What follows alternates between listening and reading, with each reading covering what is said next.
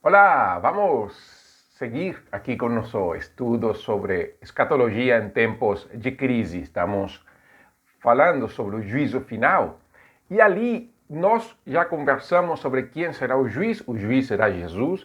Falamos já sobre as ressurreições. Na verdade, as duas ressurreições que a Bíblia fala se refere à primeira ressurreição, a ressurreição que nós temos no nosso espírito quando renascemos, revivemos, quando nos convertemos, e ao mesmo tempo a segunda ressurreição tem a ver com a ressurreição dos nossos corpos, tanto justos como injustos, que se apresentarão perante o Senhor no dia do juízo final. Também falamos na semana passada com relação aos justos, como será o juízo dos justos, e falamos que eles serão recompensados. Não falamos das recompensas, esse é outro assunto. E hoje corresponde falar sobre os ímpios, os bodes, os cabritos que se colocaram à esquerda do Senhor. Mateus capítulo 25, verso 41. Enquanto você procura Mateus 25, 41, eu quero lembrar para vocês que este estudo faz parte do estudo Escatologia em Tempos de Crise aqui no meu canal do YouTube.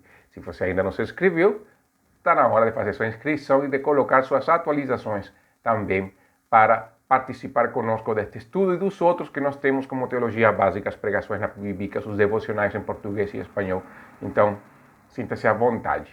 Achou Mateus 25, 41? Vamos ler então a palavra de Deus. Então, ele, o juiz, Jesus, dirá também aos que estiverem à sua esquerda: malditos, afastai-vos de mim para o fogo eterno, preparado para o diabo e seus anjos. Pois tive fome e não me deste de comer, tive sede e não me deste de beber. Era estrangeiro e não me acolheste, estive nu e não me vestistes, doente na prisão e não me visitastes.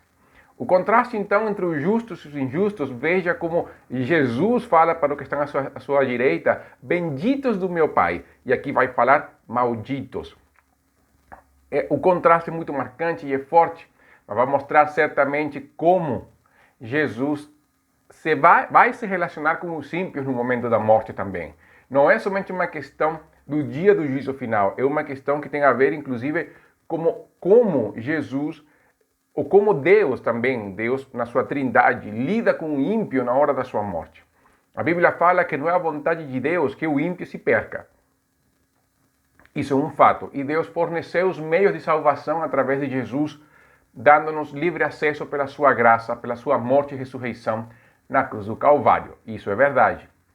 E aqui, justamente, quando nós vemos essa força nas palavras de Jesus, é por causa da rejeição que a pessoa fez perante esse sacrifício, a rejeição que a pessoa teve perante a obra gloriosa e maravilhosa do Filho de Deus. Essa rejeição de Deus aos ímpios, essa rejeição de Jesus ao ímpio, é a mesma rejeição que as pessoas tiveram com ele. Só que, e vejam o importante, as pessoas rejeitam Jesus porque eles não querem largar sua vida. E Jesus aqui os rejeita porque eles não têm a vida eterna. Lembramos as palavras de Jesus: aquele que quiser salvar a sua vida, perder-la.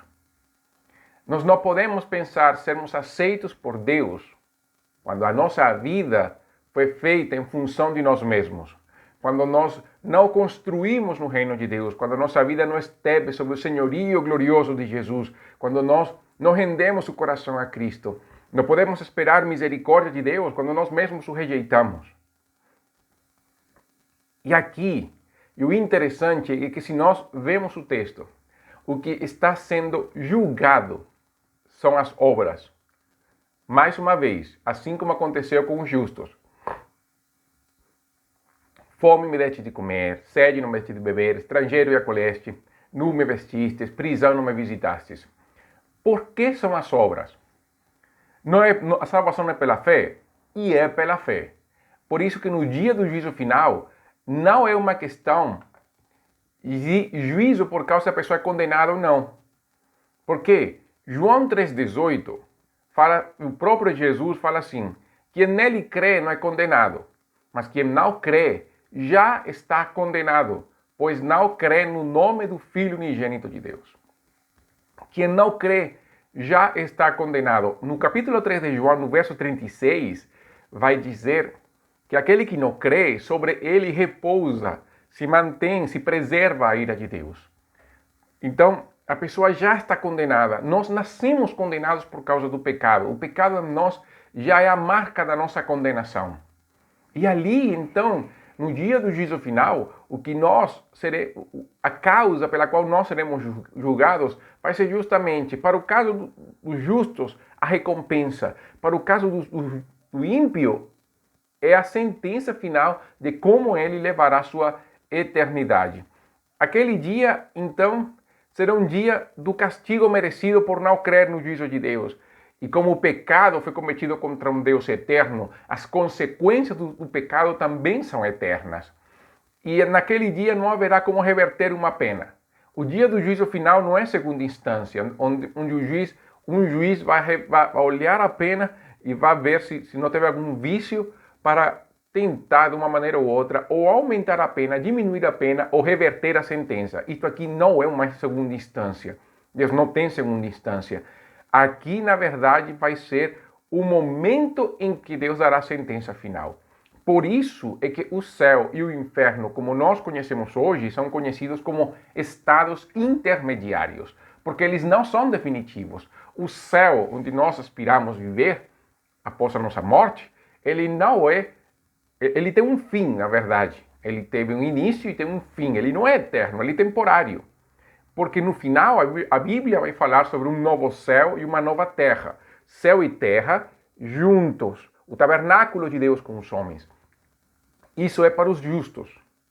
Para aqueles que reconheceram Jesus, para aqueles que tiveram suas roupas limpas, lavadas pelo sangue do Cordeiro.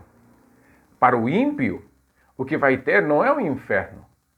É o lago de fogo que arde com enxofre. A Bíblia vai chamar isso da segunda morte.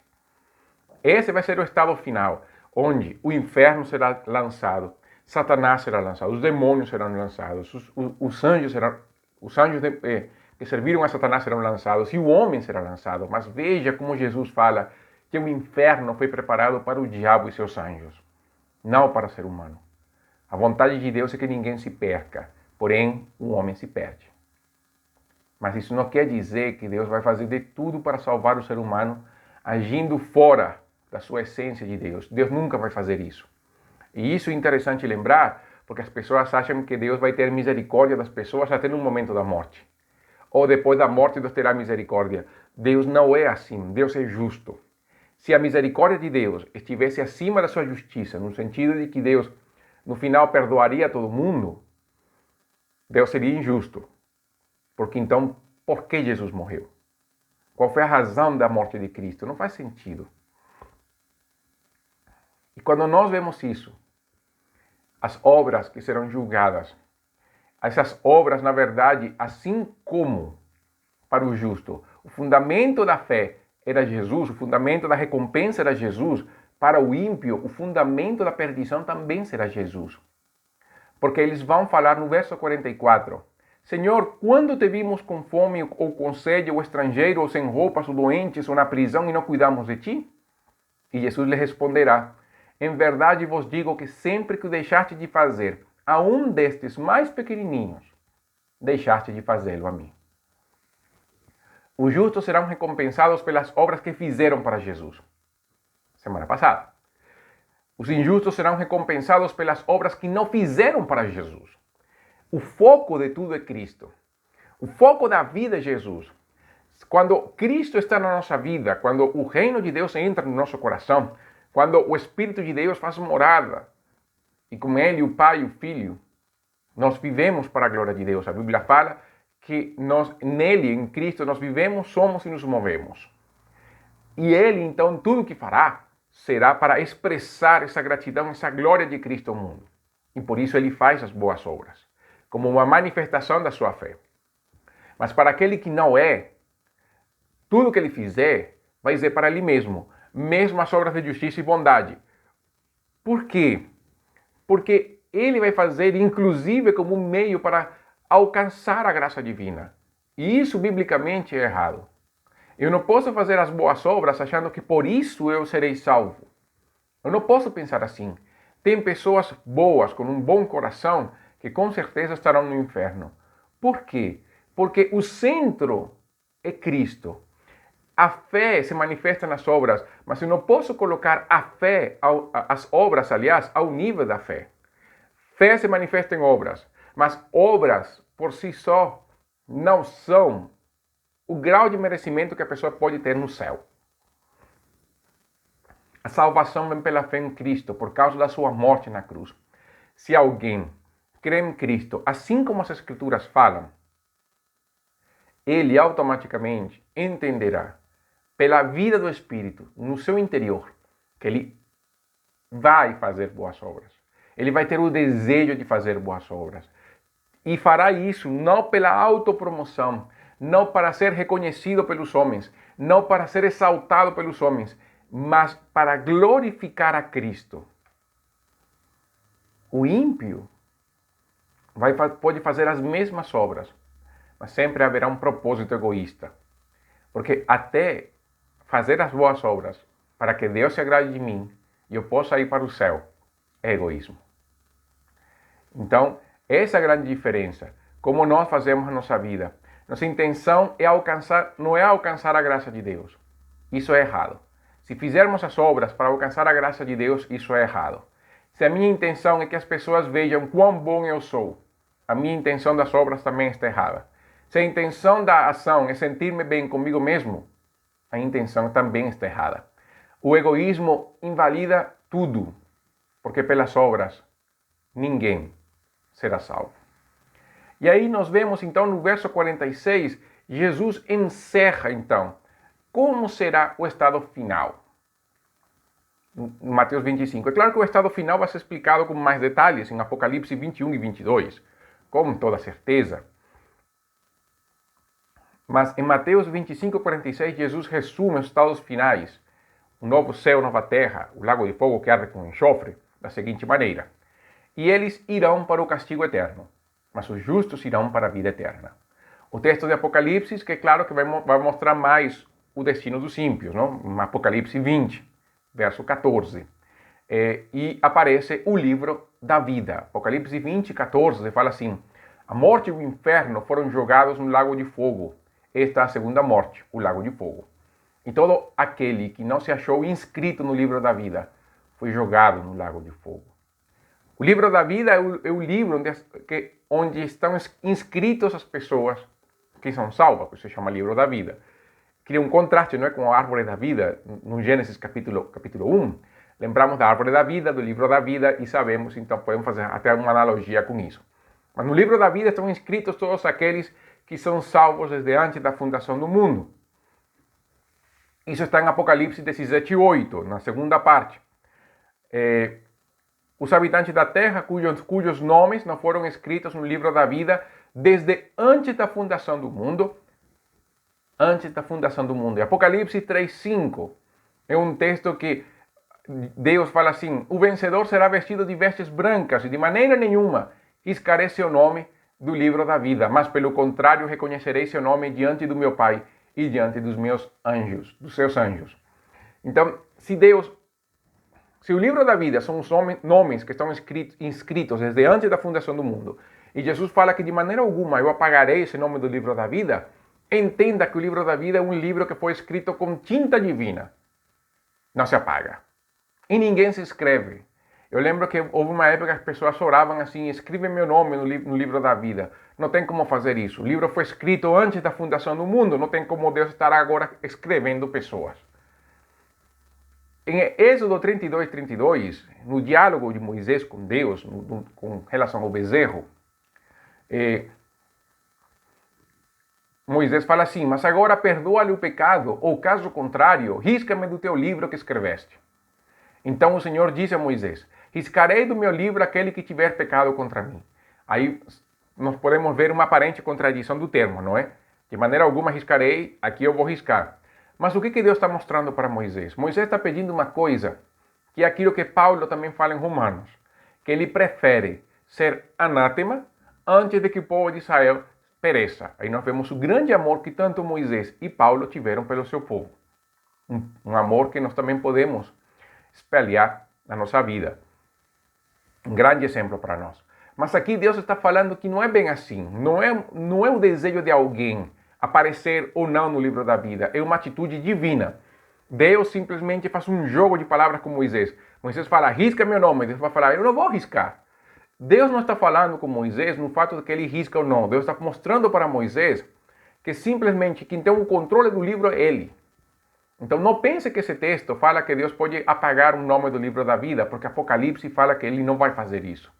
O que Deus está falando para Moisés, no nível de Moisés, de acordo com o pedido de Moisés, é que essa potestade de alguém aparecer no livro da vida é independente do desejo humano de aparecer ou não. É uma ação soberana do Senhor.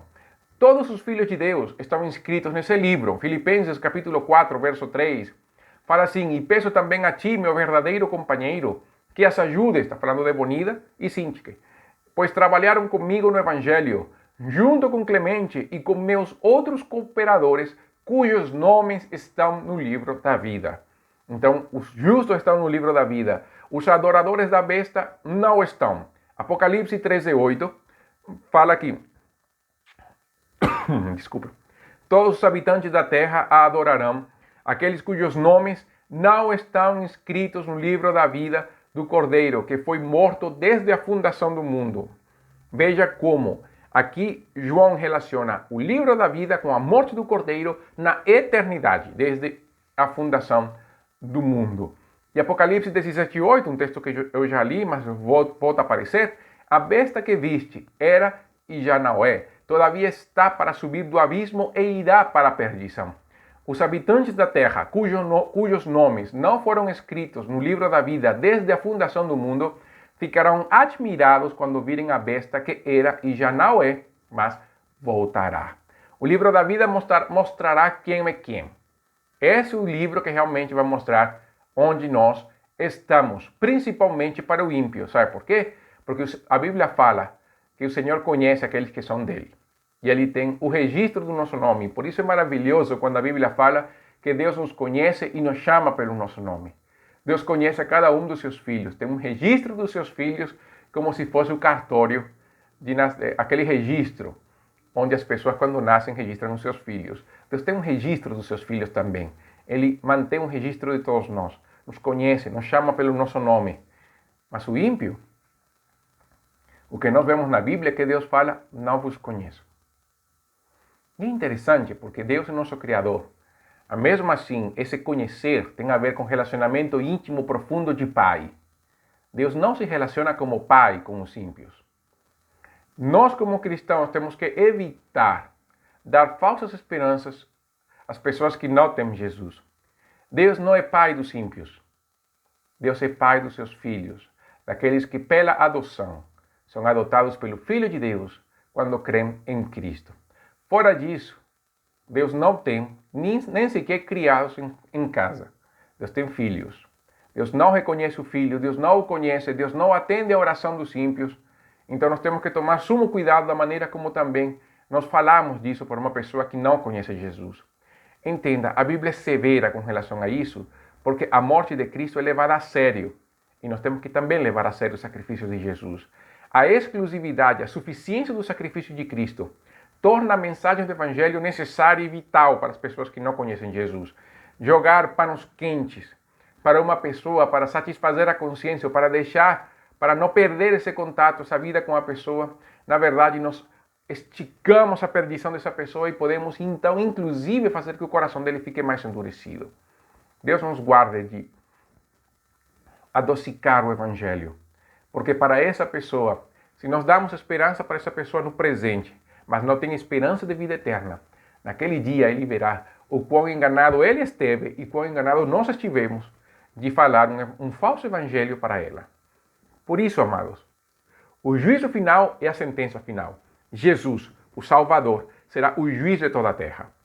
Sentença definitiva. Não haverá instância, nem segunda, nem terceira, nem quarta. Não haverá nada que possa salvar alguém. Se o juiz fala que está perdido e condenado, não tem jeito. Perdido e condenado estará eternamente. Por isso que a esperança de salvação é aqui, neste mundo. Nós, aqui nesta terra, definimos a nossa salvação pela fé em Cristo, não através das obras. O livro da vida será para aqueles que creem e que vivem este chamado glorioso. Para os ímpios, o livro da vida será um momento de angústia, porque o nome deles não estará. A eternidade, então, esperará todos após o juízo final. Novo céu, nova terra ou o lago de fogo que arde como enxofre. A eternidade, então, mais uma vez, eu quero reforçar, é estabelecida pela nossa decisão hoje. Se a nossa vida não está escondida com Cristo em Deus, o momento é agora, o momento do arrependimento, da fé em Cristo, o momento da entrega, o momento de entregar o coração, de viver para a glória de Deus. Por isso que as pessoas têm medo dos discursos, das mensagens do Apocalipse, da escatologia, porque leva a pessoa a um ponto onde ela tem que decidir por Jesus ou entender que vai viver uma eternidade perdida. Por isso é importante resgatar estas pregações de tempo em tempo. Porque quando nós falamos da morte, a pessoa sente um medo da eternidade. Para o cristão não deveria ser assim. Enfrente a eternidade em Deus. Está na hora de decidir por Jesus. Encerramos Mateus 24 e 25 dentro da série. Nós vamos falar a semana que vem sobre a volta de Jesus com mais detalhes. A Bíblia dá uma palavra para isso, a palavra grega é parousia. Nós vamos falar sobre a parousia. Vamos usar 1 Tessalonicenses e 1 aos Coríntios, para falar da vinda do Senhor. Mas, paralelo a isso, vamos falar também do Anticristo, 2 Tessalonicenses capítulo 2. Mas vou respeitar a sequência de Paulo em 1 Tessalonicenses, no capítulo 4 primeiro, depois 2 Tessalonicenses capítulo 2. E eu vou explicar o porquê, porque Paulo fez isso, não? Que obedece a duas necessidades da igreja necessárias nessa hora. Respeitando Paulo, vamos fazer a mesma coisa, tá bom? Vamos orar então, vamos agradecer a Deus. Senhor, muito obrigado nesta hora, pela tua misericórdia e graça, Deus. Eu oro para que os nossos corações estejam firmes no Senhor e todo aquele que não crê no Filho de Deus, ó Deus, tenha a oportunidade de conhecer Jesus para a vida eterna. Senhor, que nós possamos ter nossos pecados lavados pelo sangue do Cordeiro, que nós possamos entregar nossa vida a Cristo para sempre, que nós possamos também mostrar esta vida de Jesus aos outros. Louvamos o teu nome, ó Deus, e damos ao Senhor toda a honra e toda a glória em Cristo Jesus. Amém. Isto foi escatologia em tempos de crise, uma escatologia da esperança. Que Deus te abençoe.